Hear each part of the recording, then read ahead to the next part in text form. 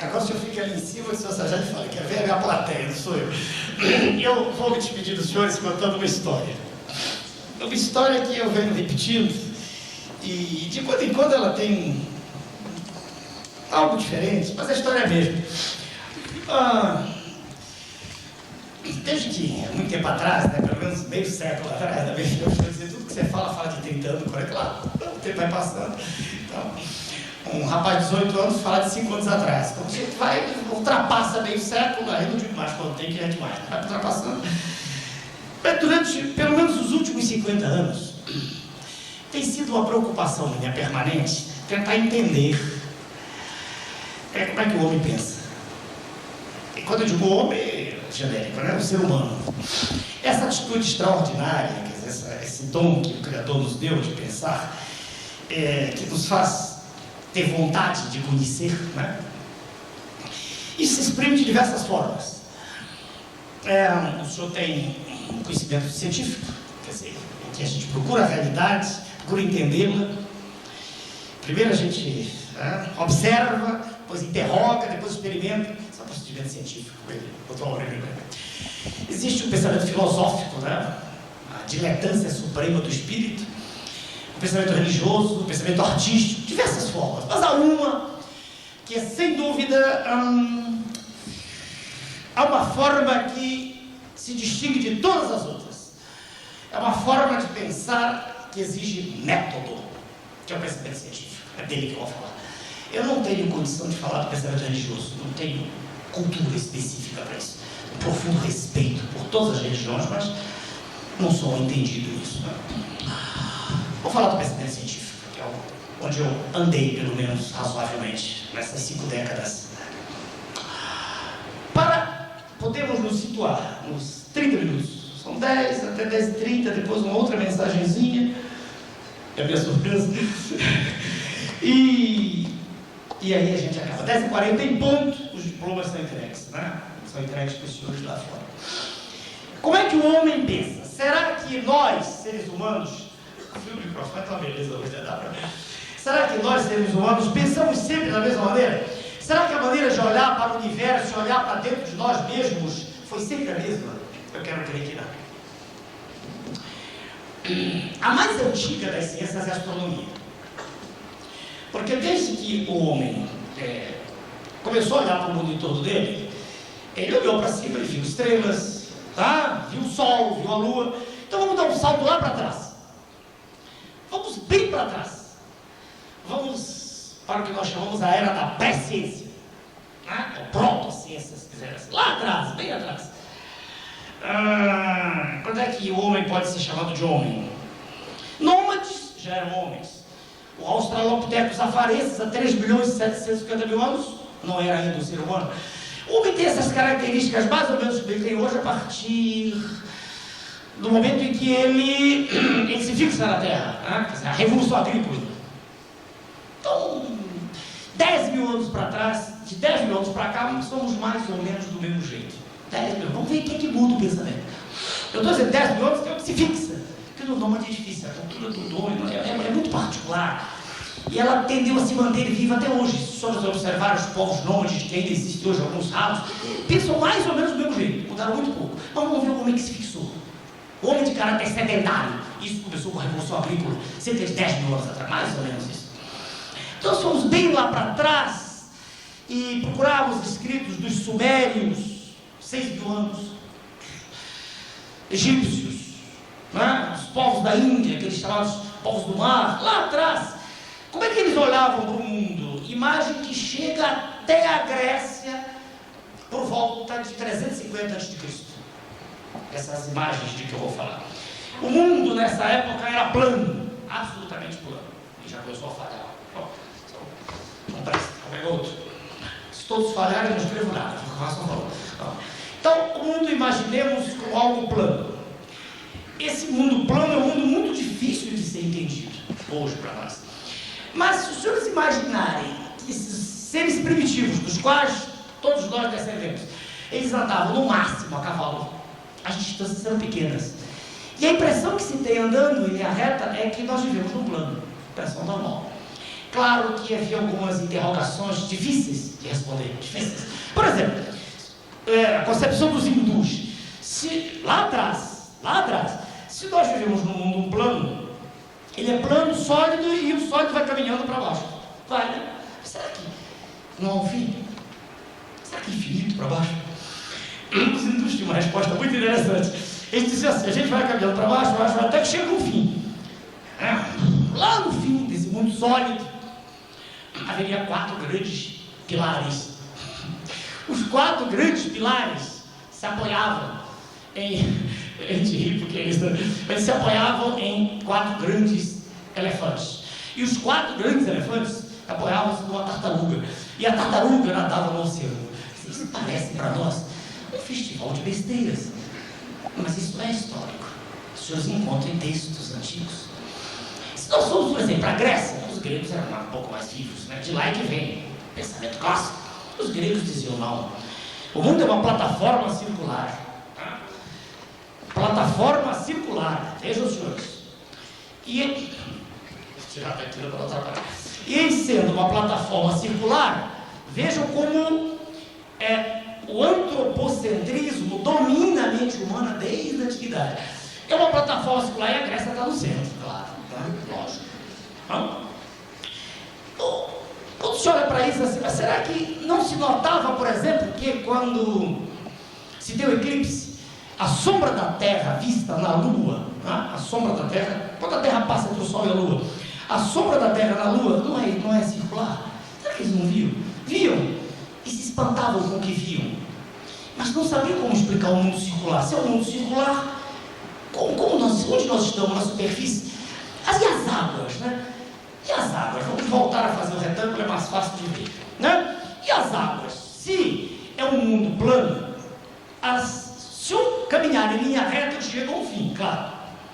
E olha o pavor de chegar ao fim e cair no infinito, no abismo. Bom, eu falei sobre as águas. As águas, quem olha, por exemplo, ali, olha para o mar Egeu, não tem ideia onde acaba aquilo, né? Parece que as águas seguem até o infinito. Então era outro problema. Porque se aqui, digamos, acabassem as águas nesse ponto, se eu fosse caminhando, haveria um momento que as águas cairiam, as próprias águas cairiam. E se as águas caíram, elas acabariam aqui. Claro, elas acabariam no nosso mundo. A não ser que houvesse um suprimento constante de águas. E elas viriam de onde? Também lá de cima, não sabe de onde. Se isso aqui é mais infinito, isso aqui é menos infinito. Então o nosso mundo seria apenas um lugar por onde as águas passam. Seria uma estação de águas, né? Essas concepções bizarras, extravagantes, levam-nos a rir hoje em dia.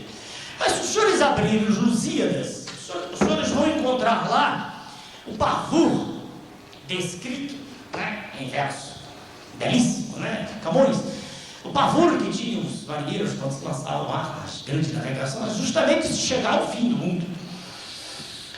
Tudo isso é presciência. Porque, como a gente sabe hoje, qualquer homem de ciência, a primeira fase da ciência em qualquer ramo é a observação. Isso em cardiologia, isso em física, engenharia, qualquer coisa, observa. Então, por exemplo, veja como Aristóteles, o grande estagirita, que foi chamado de Enciclopédia Britânica da Grécia, veja como é que ele descrevia, por exemplo, a origem dos vagalumes. Ele de manhã olhava e via as folhas cheias de orvalho e dizia: os vagalumes nascem no orvalho da manhã. Poético, não tem nada a ver com a realidade. Como é que Van Helmont, por exemplo, dizia que nasciam camundongos? Havia até uma receita, não me lembro quantas camisas suadas, né? Camisas suadas, germe de trigo. Não havia análise do sistema fechado, era um sistema aberto. Claro que com aquele material orgânico ali, tudo, e restos até de comida, camundongos apareciam ali.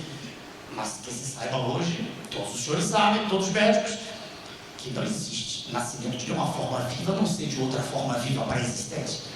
A abiogênese já foi eliminada há muito tempo. Então essa presciência, toda ela segue muito tempo, muito tempo.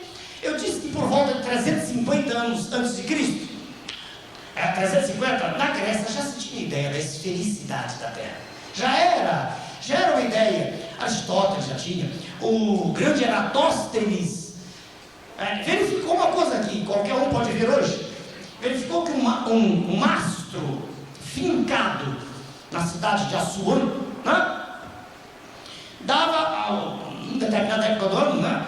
O sol a pino, ele não dava sombra. Mostra, vertical. E que em Alexandria havia uma sombra. Medindo a distância entre Alexandria e a sua, em graus, em torno de 7 graus, ele pôde calcular, né, toda a circunferência da Terra. Isso por volta de 200 anos antes de Cristo. Há até relatos hoje de viagens feitas naquela época, saindo da Cirenaica lá, aquela região da Líbia de perto, indo até a costa aqui do Pacífico, da América Latina. Então, vejam, senhores, não havia intercomunicação. Não havia isso que existe hoje no mundo global. Então, a ideia da Terra esférica, reparem, ela se impõe até certo ponto, mas a ideia de que a Terra é o centro do mundo, ela se mantém até o século XVI. Se os senhores olharem o modelo clássico, os senhores têm esse, né? O nosso mundo está no centro, a Terra, é o modelo geocêntrico. E os senhores têm os outros planetas em torno, Mercúrio, Vênus, tá? A Terra está no centro, então ela não é o terceiro. Mercúrio, Vênus, Marte, Júpiter e Saturno, tá? Mas, como olhando daqui da Terra, do nosso mundo, a gente vê, qualquer um de nós vê o Sol, né? Só dá andar no espaço, e a Lua também. Sol e Lua também eram incorporados, né, a esses corpos siderais errantes, e daí o nome deles que chega até hoje, de planetas, né? Quer dizer, corpos que se moviam em torno do mundo fixo, já esférico, mas ainda fixo. Os senhores todos conhecem a primeira revolução do pensamento científico, que se dá quando Copérnico, né, depois Galileu e depois Newton revolucionam todas essas ideias. Copérnico é um abade, Colão Copérnico, que escreve, e era obrigado a escrever em latim pelo poder tremendo que tinha a Igreja Católica, poder extraordinário. Ele escreve o livro dele, De Revolutionibus Orbium Celestium, das revoluções dos corpos siderais, e mostra que é infinitamente mais sensato imaginar o Sol no centro da Terra. Mas isso é uma espécie de pontapé do homem, né? Porque dizer que o nosso mundo não é o centro do universo é tirar de nós a primazia. E aí é claro que se cria na mente do homem daquela época uma confusão mefistofélica, né? Diabólica, né? Porque então não é o nosso mundo o centro. Aí mudou tudo, né? Copérnico faz isso, Galileu percebe, com os estudos que fez acurados, que a Terra se movimenta mesmo, que ela não está parada. Não? Newton mostra como é que os corpos do espaço estão interligados.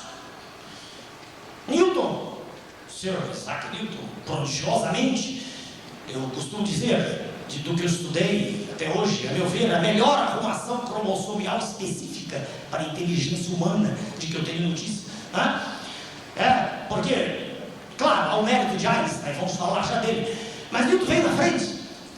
É uma mente prodigiosa, uma máquina de pensar.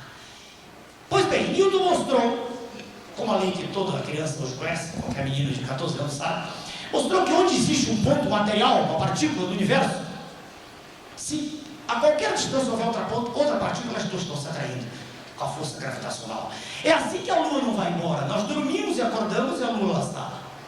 É assim que nós não vamos embora, sempre ligados ao Sol. Ou seja, todos os corpos siderais estão ligados por elásticos celestiais invisíveis. É o mérito de Newton. E a mecânica de Newton se impõe na Terra e no céu. O cálculo diferencial, inventado por ele e por Leibniz, da Holanda, passa a ser a ferramenta de trabalho. Nós estamos mergulhados na primeira revolução do pensamento científico. Agora, o número domina o mundo. É como se Pitágoras ressuscitasse. Diz o grande William Thomson Lord Kelvin: se tu estudas um fenômeno e podes explicá-lo por meio de um número, teus conhecimentos são razoáveis.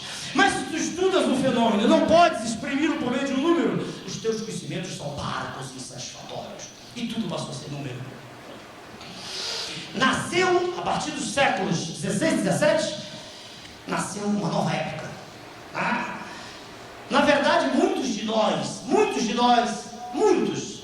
estamos ainda contaminados disso. É o conceito, pode mudar na favor, é o conceito absolutista. É a ideia, é que ele está trocando fita, agora tá bom, tá falando.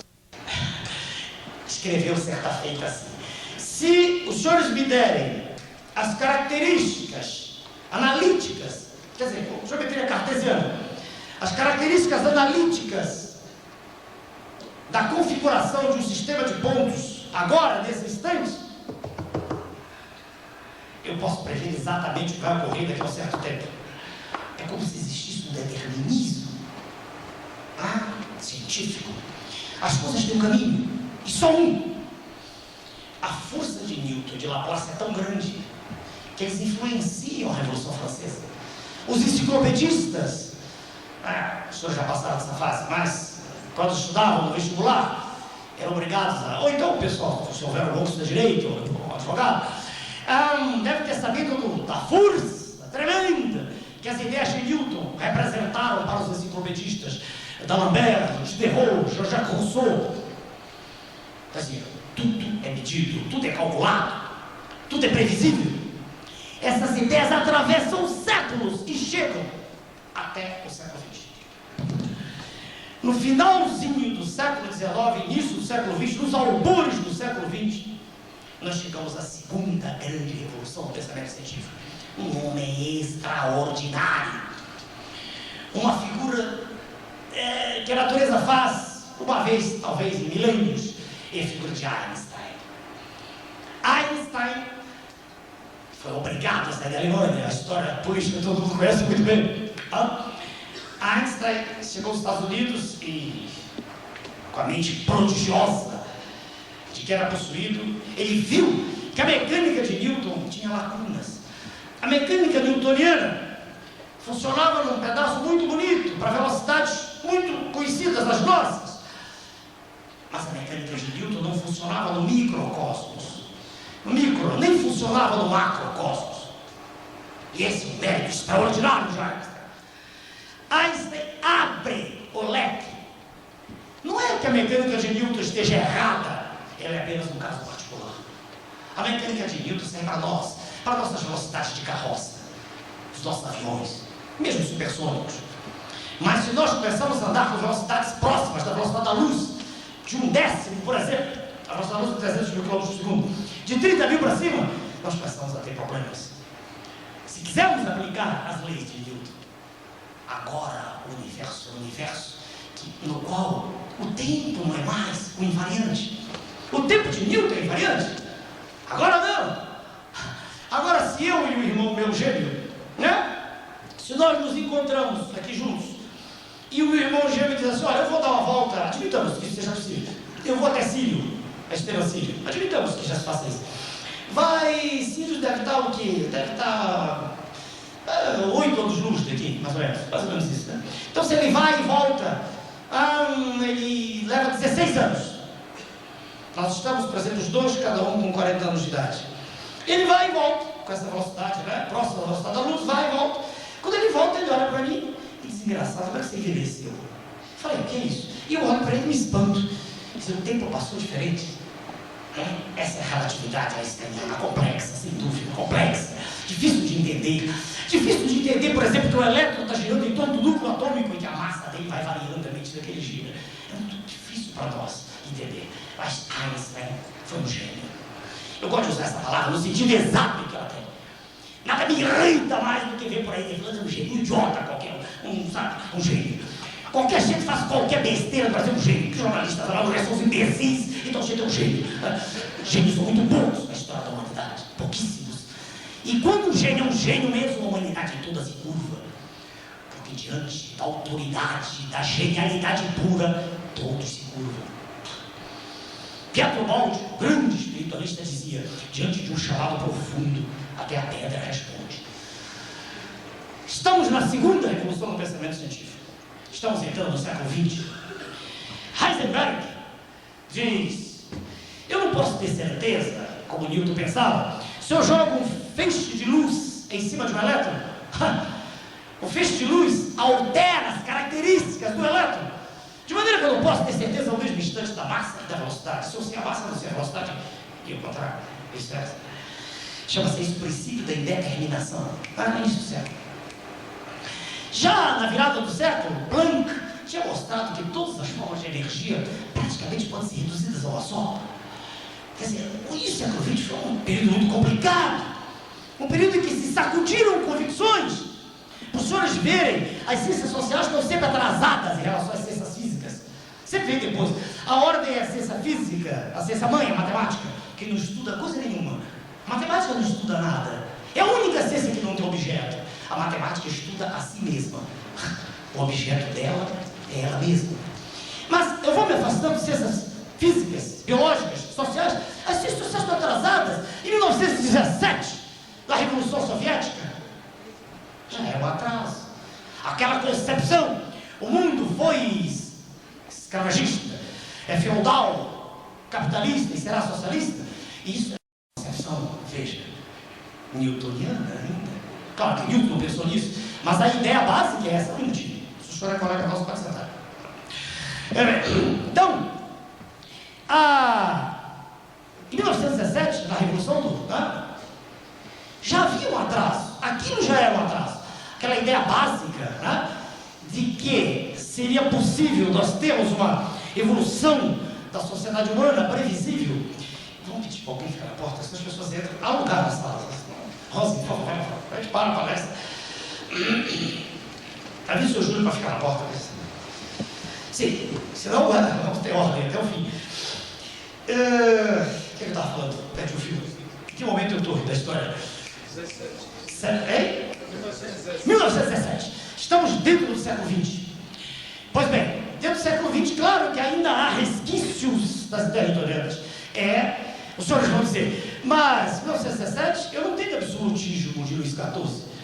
Não sei se não é muito diferente, não sei. Não é hora de discutir isso aqui, que a concepção nossa é ciência pura. Mas eu quero dizer para os senhores que o modo de pensar do cientista influencia o modo de pensar de toda a humanidade, com atraso, mas influencia. E o que é que nos deu esse século que está acabando? 1917, a Revolução Soviética, 45, antes de 45, final da década de 30, 45, temos a Segunda Guerra Mundial, 50 milhões de pessoas mortas, seres humanos iguais a nós, esmigalhados, destroçados. Está acabando a Segunda Guerra Mundial, lança-se uma bomba atômica em Hiroshima. Eu tive lá. Quer dizer, não tive nada da bomba, que eu era menininho, não sou tão velho assim, sou Matusalém. Mas tive pouco tempo depois. Muito tempo depois, em 1980, estive lá em Hiroshima e fiquei impressionado. O senhor anda nas ruas e conversa com motoristas, com quaisquer pessoas que falam inglês, muitas falam, ninguém toca no assunto, é assunto tabu. Fui ao Museu do Horror e vi aquilo, enfim. Quer dizer, o que foi aquilo? Aquilo foi a ciência permitindo que se penetrasse no interior do átomo e se conseguisse quebrar o átomo, a fissão do átomo. Fissão. Isso aqui é a fissão nuclear do átomo. Mas não estava satisfeito com isso. Em 1953, Watson, Crick e Wilkes desvendam o código genético. Eu costumo dizer o enterro da proteína. Que no meu tempo de garoto, a base de toda a vida era, por excelência, o material proteico. Mas Watson, Crick e Wilkes mostraram que o DNA é a matriz da vida. É o DNA. Para todo mundo médico é fácil. É o ácido desoxirribonucleico. Que beleza. Aí, vejam, senhores, o homem agora ele já entrou no interior da matéria, fissão nuclear. Jorge, Chica Rosa pode voltar, é só para avisar o seu Júlio para que ele entrar sentado, para não ficar ninguém em pé na nossa sala. O homem entra no interior do átomo, o homem entra no interior do gene, e o homem volta para a astronomia. Ele já não está mais satisfeito de olhar para a Lua e admirá-la, ele vai à Lua, 1969. Todo mundo lembra, a maioria era garoto na época, muitos não tinham nascido, eu sei, mas aqueles que estão mais próximos, lembram-se daquela cena impressionante, quando o primeiro homem pisa na Lua. 69 para cá. Estamos numa ebulição, ciência. Ebulição.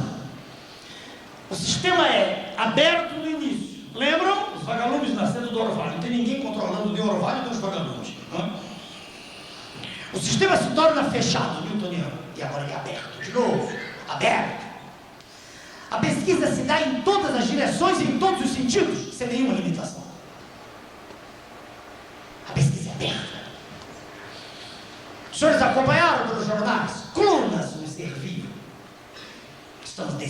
genoma. Temos ideia agora já que talvez num futuro não muito distante seja possível fazer com que a cor dos olhos dos nossos filhos seja como a gente deseja. Isso já não é mais uma ficção, isso é uma probabilidade. Mas, paralelamente a esse avanço científico colossal, o que é que nós vemos? Nós vemos que nós mesmos, humanos, não nos entendemos. Nós vemos um poder monstruoso dos meios de comunicação destruindo os valores. Nós vemos aquelas coisas tradicionais, o respeito à verdade, o respeito à família, o respeito à liberdade de pensamento, o respeito à religião. Nós vemos isso se quebrando. Nós vemos como que uma sociedade em que cada indivíduo se digladia com o seu semelhante. Nós vemos uma profunda falta de esperança, que dá um mal-estar em qualquer um de nós. Nós vemos os mais abastados se protegendo em mansões. E nós nos perguntamos no final do século, será que não há esperança? Será que à medida que o homem caminhou tanto, na verdade, progrediu tanto, saiu de um mundo em que ele pensava que todas as dimensões terminavam em Saturno, vocês lembram quando eu coloquei no mundo antigo?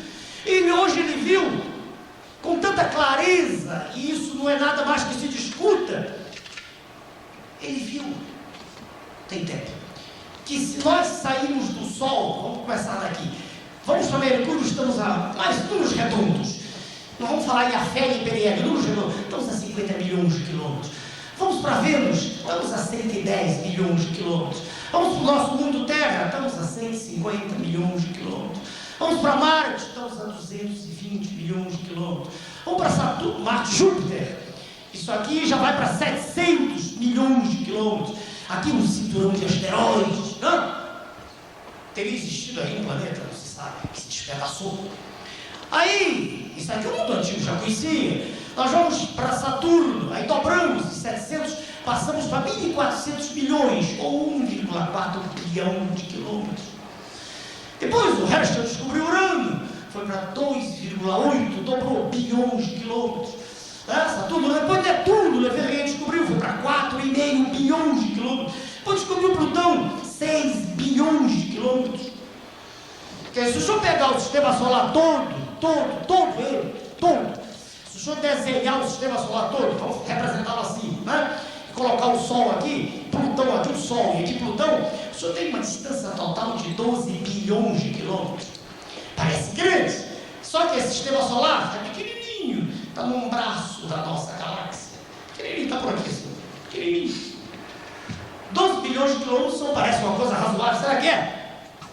Será que é? Viajando a luz a 300 mil quilômetros por segundo, em um segundo ela anda 300 mil quilômetros, em um minuto ela anda 18 milhões de quilômetros, em uma hora é 60 vezes isso, dá arredondando, 1 bilhão de quilômetros.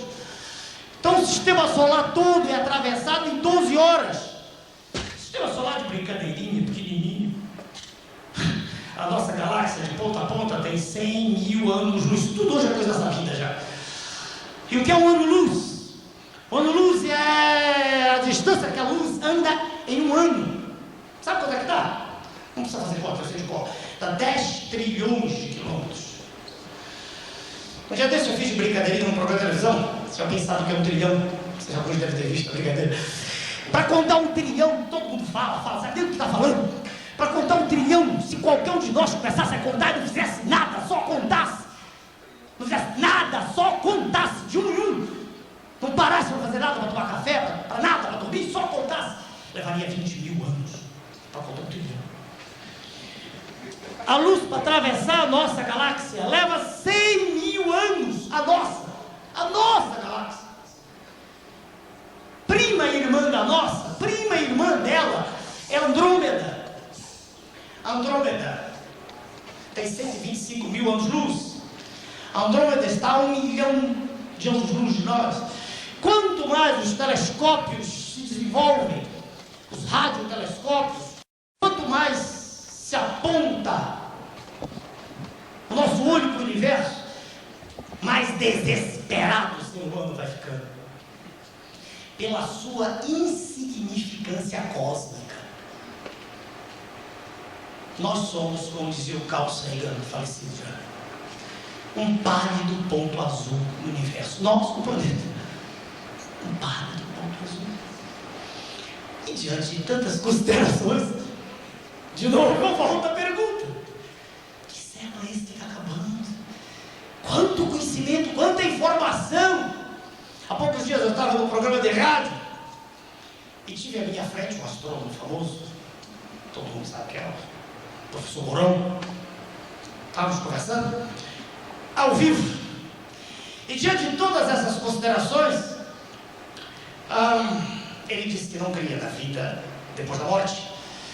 Ele disse, ao vivo: eu creio na vida por aí espalhada no cosmos, eu também creio, mas creio que quando a gente morre não sobra nada. E aí eu retruquei. Nós éramos 4 pessoas: um monge beneditino, um pastor protestante, eu como médico e o professor Mourão, eu respeito a sua opinião, eu respeito a opinião de qualquer ser humano, mas eu discordo do senhor. Quando eu olho para um cromossomo humano, um cromossomo, um nosso, ele tem 5 bilhões de nucleotídeos. Todo mundo aqui é médico, todo mundo sabe que os nucleotídeos são feitos de uma base hidrogenada, de um radical fosfato e de um açúcar, ribose dos óxidos, todo mundo sabe. 5 bilhões. Acontece que cada nucleotídeo tem entrelaçado dele, lá dentro dele, as bases: adenina, citosina, guanina e timina. Então o senhor pode dizer que o cromossomo humano, 5 vezes 4, trabalha com 20 bilhões de unidades de informação, bits, né? Bits. É possível provar? E os senhores, depois de 4 meses de ouvir, creio que acreditam em mim, é possível provar que uma letra de qualquer alfabeto, ela pode ser identificada com 6 bits. Qualquer letra. Ora, se eu estou falando do nosso cromossomo humano, um cromossomo humano, se ele tem 5 bilhões de nucleotídeos, 20 bilhões de bits, se eu agora quiser transformar isso em letras, quer dizer, o que está escrito no cromossomo meu, de qualquer um de nós? Se eu dividir 20 por 6, certo? 6 bits cada letra, vai dar 3 de uma fração, 3 bilhões de letras. Vamos ver o que é isso? Tem tempo aí. 3 bilhões de letras. Uma palavra nas línguas que nós conhecemos, nossas línguas atuais, né? A gente conhece o que a gente vê. Eu não tenho a felicidade do meu amigo do lado que fala 6, 7 línguas, mas está comuns: inglês, francês, italiano, castelhano. Uma palavra tem em média 6 letras. 6 letras. Tudo que eu estou falando é do cromossomo nosso. Se são 3 bilhões de letras, se o senhor dividir por 6 letras, o senhor tem 500 milhões, tá, de palavras. 500 milhões de palavras em um cromossomo. Veja onde eu vou chegar. Se uma página de um livro, qualquer livro, um livro como esse, se uma página tem em média 300 palavras, uma página, tudo é um cromossomo. Se o senhor dividir 500, fez 10 a 6, 500 milhões de palavras, por 300 palavras em cada página, simplificando isso aqui, vai dar quase 1,7, vou arredondar para 2, vai dar 2 milhões de páginas num cromossomo. Se o senhor pegar um livro médio de 500 páginas, se o senhor dividir, fazer aqui em cima, se o senhor dividir 2 vezes 10 a 6, que é a mesma coisa que 20 vezes 10 a 5, né? Curso primário. 2 vezes 10 a 6 é a mesma coisa que 20 vezes a 5. Se eu dividir isso aí por 500, né? 500, mais ou menos. 500, né? Se eu... 2 milhões, voltando, para eu não errar nas contas.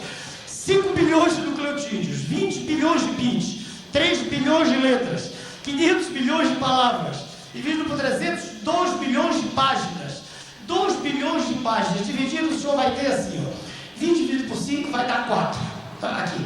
10 a 5, 10 a 2, dá 10 a 3. O senhor tem 4 4.000 livros desse tamanho. 4.000 livros de 500 páginas escritos em um cromossomo. Que beleza! Eu me recuso a aceitar que isso é o acaso. Eu tenho o direito de me recusar. Eu olho para o PPNO, que a minha filhinha gosta, a menor estrutura viva em liberdade. Não estou falando do vírus, o vírus não é verdade. E veja aquela coisa, o PPNO tem um bilionésimo de 5/10 de milionésimo do grama. É um bilionésimo da massa da meba, vivo, se mexendo, cheio de enzima, confusão de alma. Não consigo aceitar. Eu vejo em tudo que me cerca a mão de Deus.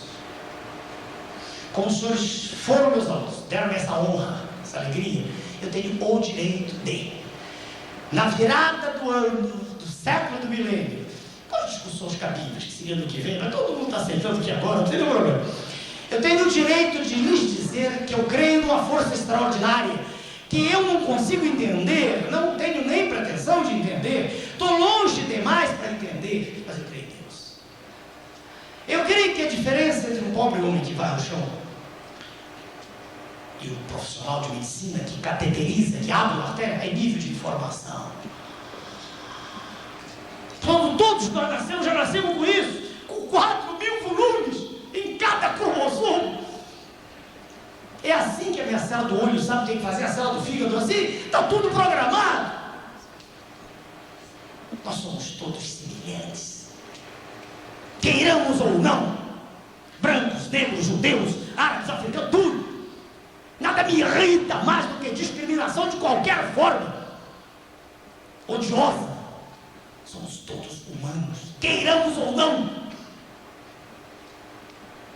todos feitos, pelo menos na minha concepção, segundo o projeto do Criador do Universo.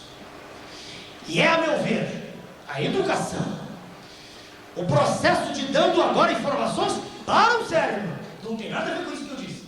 Isso aqui é informação de Deus.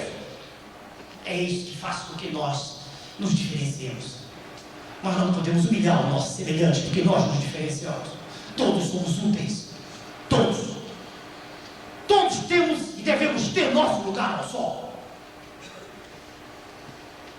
Nos 6 minutos que restam, eu vou ler para os senhores uma mensagem que não é minha.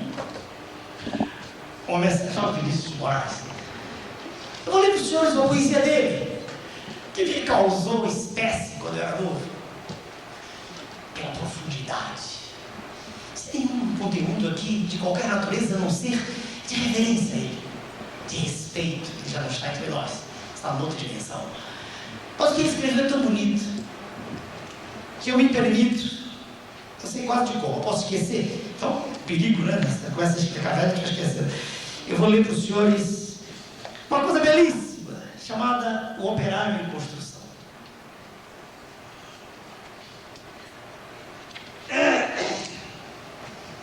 Deixa eu enxugar a cabeça, que vai derreter, você sabe?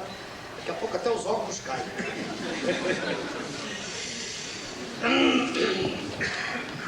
A meu ver, o grande poeta Vinícius de Moraes, ele quis dizer isso em poesia, que eu não conseguiria, porque eu não tenho esse dom.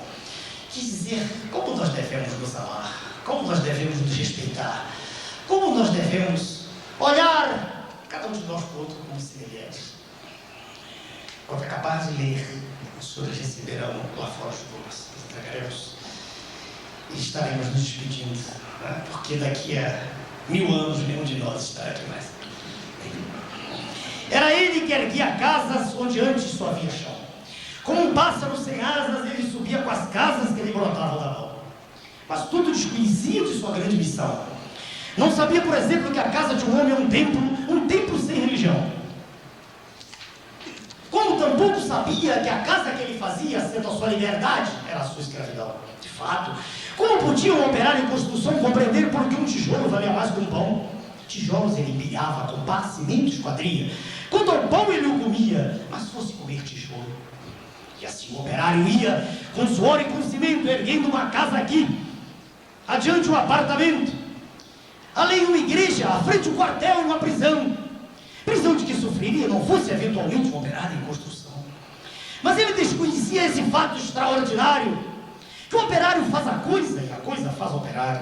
De forma que, certo dia à mesa, ao cortar o pão, o operário foi tomado em uma súbita emoção, ao constatar assombrado que tudo naquela mesa, garrafa, prato, facão, era ele que os fazia. Ele, um humilde operário, um operário em construção.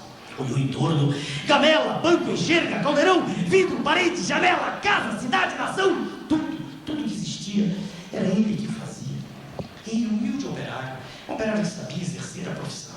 Ah, homens de pensamento, não sabereis nunca o quanto aquele humilde operário soube naquele momento. Naquela casa vazia, que ele mesmo levantara, um mundo novo nascia de que sequer suspeitava. O operário emocionado olhou sua própria mão, sua rude mão de operário em construção, e olhando bem para ela, teve uma segunda impressão de que não havia no mundo coisa que fosse mais bela. Foi dentro da compreensão daquele instante solitário que tal sua construção cresceu também no operário. Cresceu em alto e profundo, em largo e no coração, e como tudo que cresce, ele não cresceu em vão, pois além do que sabia exercer a profissão, o operário adquiriu uma nova dimensão, a dimensão da poesia.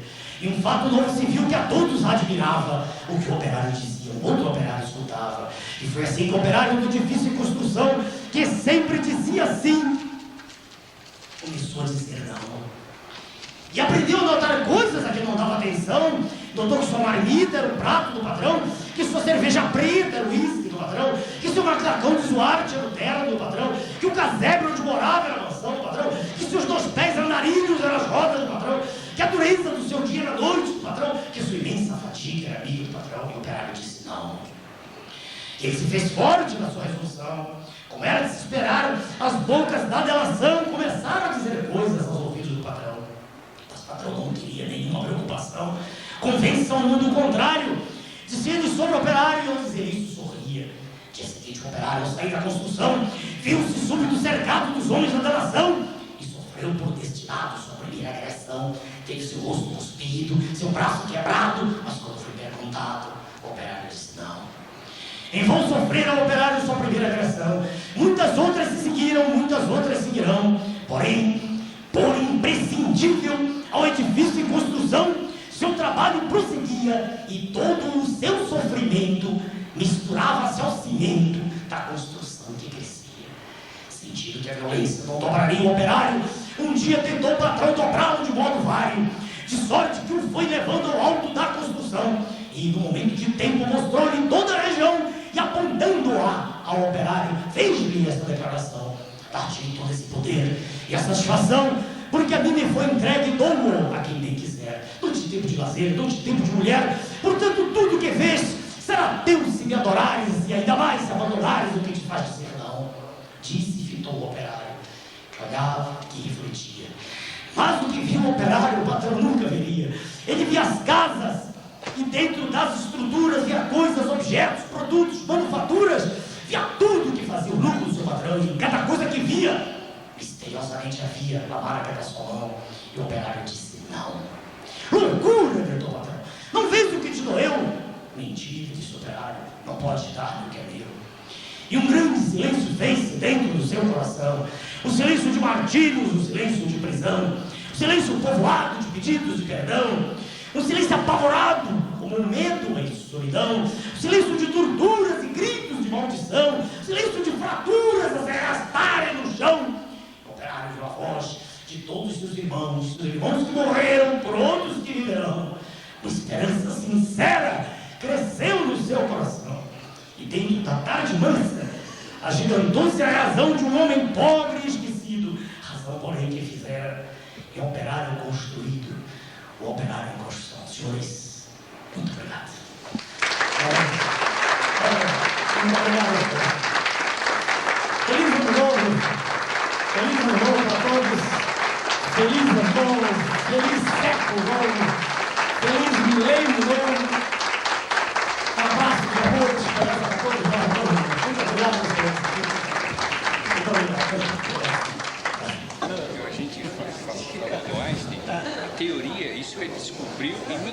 10 para esses dois por aí. Não, o efeito, ele ganhou o prêmio Nobel com efeito fotográfico, não foi com a veja, a monstruosidade, não, monstruosidade dos tipos de cérebro de essa quase pessoa, nunca tem visto de ninguém, abrir a mecânica de aquilo aqui pra mim, Impressionante. aquela abertura pra cima, não,